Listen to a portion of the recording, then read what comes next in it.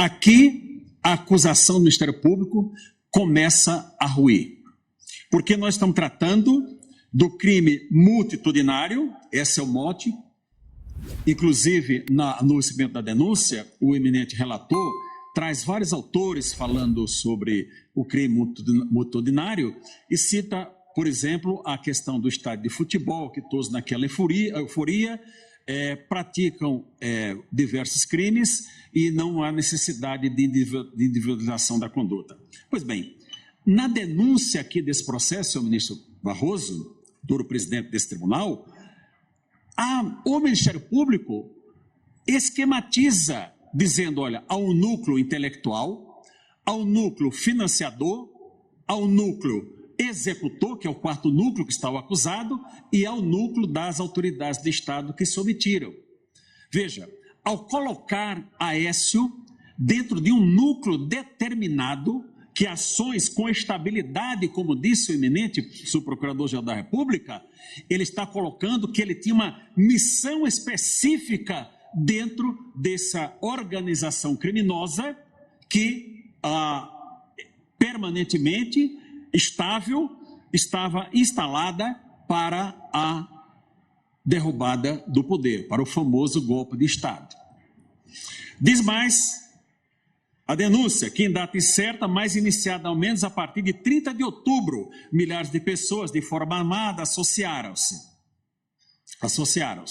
Então, o Ministério Público, no seu entender, tem os dados que colocam o Aécio dentro deste processo como membro de uma organização criminosa cuja missão era executar, recebendo a ordem do mentor intelectual, o financiamento de quem possivelmente financiou esse golpe, essa tentativa de golpe de Estado e as autoridades omissas. Então, ele tinha uma missão específica.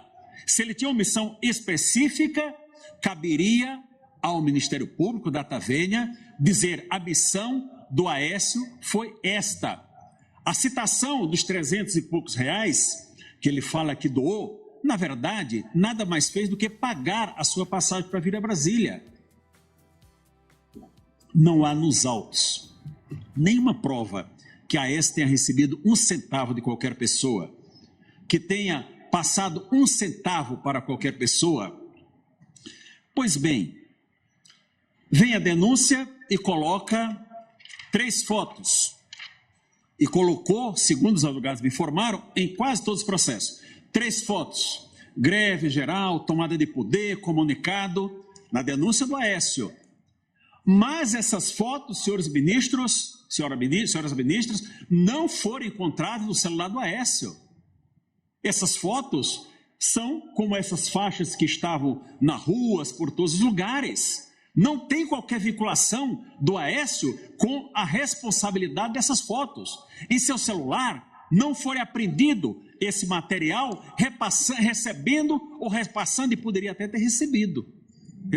Eu recebo muitas coisas do meu celular, que aliás vai ficar aqui à disposição do tribunal quando eu terminar a minha sustentação oral.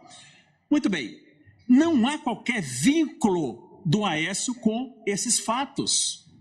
E já que estamos falando do Aécio, é bom já dizer de plano que foi referido pelo ilustre procurador do inquérito de São Paulo. O Aécio foi funcionário da Sabesp, eu já falei CAESB várias vezes, a Sabesp em São Paulo, quase 30 anos, ininterruptos. Síndico do bloco onde ele morava, com 80 apartamentos, são 250 moradores mais ou menos, por 8 anos. E no dia seguinte à eleição teve essa desavença com este morador, mas aí já coloca como sendo um elemento perigoso, senhor ministro. Essa afirmação, eminente procurador, ela não é razoável. Até porque inquérito policial não serve para antecedente de ninguém. Alguém pode ir à delegacia e falar o que quiser de qualquer um de nós aqui. O delegado é obrigado, aliás, nem precisa. Ele pode fazer uma ocorrência online e dizer aconteceu isso, isso. Agora, vai colocar como sendo uma pessoa perigosa, violenta por conta desse fato? Em absoluto, isso não pode ser considerado por essa egrégia corte. Digo mais ao senhor, Aécio, estou falando aqui, mas estou falando com o senhor, que deveria estar aqui ouvindo. que eu quero trazer essa denúncia também aqui para o tribunal. Esse cidadão está 8 meses preso sem nenhum contato com família. Por quê? Porque a sua família, senhores que nos assistem, não foi vacinada. Não tem cartão de vacina, tão famoso cartão de vacina em moda aqui nesse país. Não tem cartão de vacina, mas tudo bem, não pode ir ao presídio, ok, a regra do presídio. Foi pedido que houvesse um contato online, como é feito agora, à distância, como tantos fazem. Não pode, isso foi negado pela Vara de Execuções Penais, não foi pelo seu ministro relator, tem que ser dito, não é? Não pode, porque para preencher o cadastro, para falar com a família, precisava ter o requisito, cartão de vacina. Se não colocar no formulário, tem o cartão de vacina, não pode ver a mulher e os filhos. Isto é, senhora presidente, uma tortura psicológica, a meu sentir. A prova contra Aécio são essas 3 fotos que estão aqui e os vídeos que vamos mostrar, pelo menos estava sendo tentado aqui, mostrado quando eu cheguei nesse plenário. Golpe de Estado. Tentar dar o golpe de Estado sem arma. As armas que nós temos aqui neste processo são canivetes, bolinhas de gude, machado. É isso. São as armas para o golpe de Estado. Colocado, deixando claro que não tinha nenhum quartel de prontidão.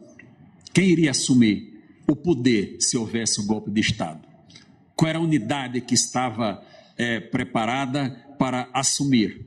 Não tinha militares sequer para proteger o Palácio do Planalto, não é isso? A Guarda Presidencial não tinha sequer o efetivo suficiente para proteger o Palácio do Planalto, mas a denúncia diz aqui que o Aécio, com essa sua estabilidade, com armas impróprias, munido de armas impróprias, arremessava contra os policiais objetos contundentes. Veja, senhores ministros, ninguém discute que houve depredação do patrimônio público. Ninguém discute que houve violência para quebrar vidraças, entrar nos prédios públicos. Mas lhe é dado a cada um o julgamento conforme a medida da sua participação. Essa é a regra do artigo 29 do Código Penal. A coautoria, a responsabilidade é na medida da sua culpabilidade. Mas nós estamos tratando aqui de uma situação em que alguém que estava na rua, em toda essa euforia, o outro quebrou, quem estava lá na rodoviária, se tivesse matado alguém também iria responder por homicídio. Isso não é razoável que possa acontecer. O presidente da República estava em Brasília? Não estava em Brasília.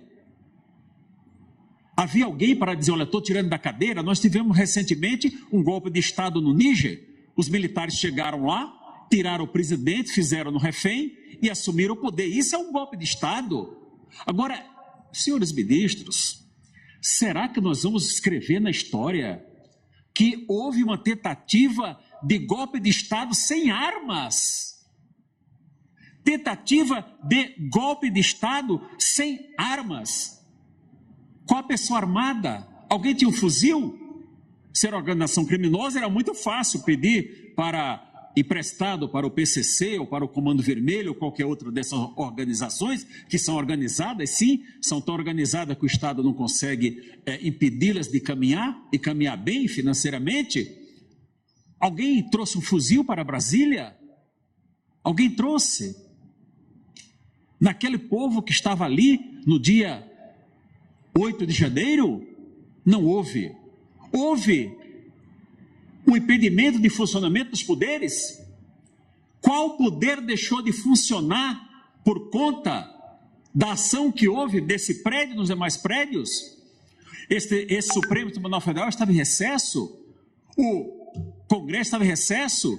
O presidente da República, no dia seguinte, fez reunião com Vossas Excelências.